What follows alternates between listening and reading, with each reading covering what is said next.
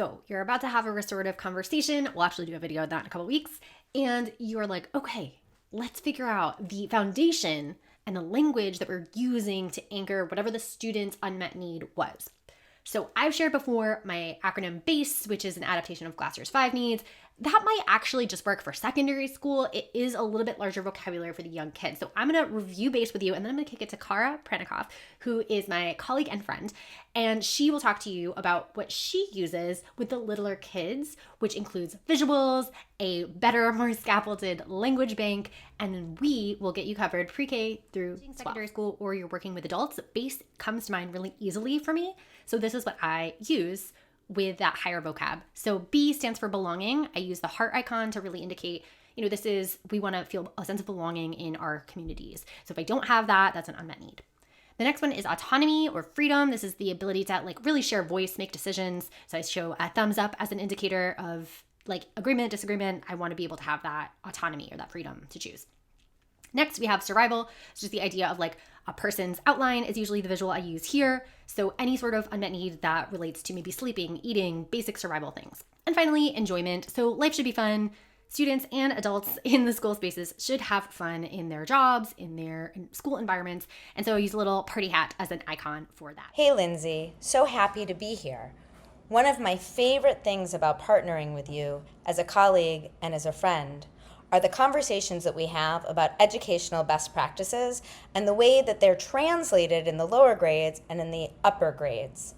Now, we know that basic human needs are important regardless of the age. I know, Lindsay, when you talk to your upper grade students, use an acronym BASE to represent belonging, autonomy, survival, and enjoyment. Certainly, all of the same ideas are necessary in order for younger students to thrive in their educational setting and in their larger community. However, we break down those 4 basic human needs into some smaller concepts and use some visuals to help younger students begin to identify what it is that they need and to name the emotions that they have attached to either an unmet need or a met need. Let's take a look at the visuals that we use with lower grades so that they can start to identify what they need in order to thrive within our classrooms. Let's take a look at a resource that can help you talk about basic human needs with your lower grade students. I want to give a shout out to my colleague Amy Fabricant, who pulled me into this project to think about what language and images to use to help lower grade students, and to Kenneth Lopez, who created the illustrations for us so that we could talk about human needs with our younger students. So here you can see that we've got more than 4 basic human needs for the younger students. And we thought about language and illustrations that would help students understand what it is that we were talking about. What exactly is this need? So we've got physical needs represented by sleep and eating and drinking. We've got the need for creativity represented here as a light bulb and a student drawing a picture. Of course, with students, you want to think about all the different ways you can be creative, not necessarily just drawing. Right? You want to pose to your students, when do you feel creative? We've got the basic human need of connection shown with 2 students, kind of arm in arm in friendship. Autonomy can be one of the more challenging needs to talk about with younger students. We often discuss this as, do you have the ability to make a choice that is good for you? And we showed this here with a student who's determining how best to solve this math equation on his own.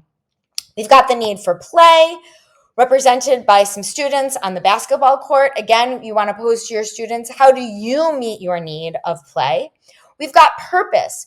Oftentimes in lower grade classrooms, we talk about purpose as, are you contributing? Are you helping the larger community and your friends? We showed that here with one student helping another student up. We've got the basic need of community and of beauty. So this resource with the language and illustrations can help be a way in to help your younger students begin to access conversations around their needs that are met and which needs are unmet.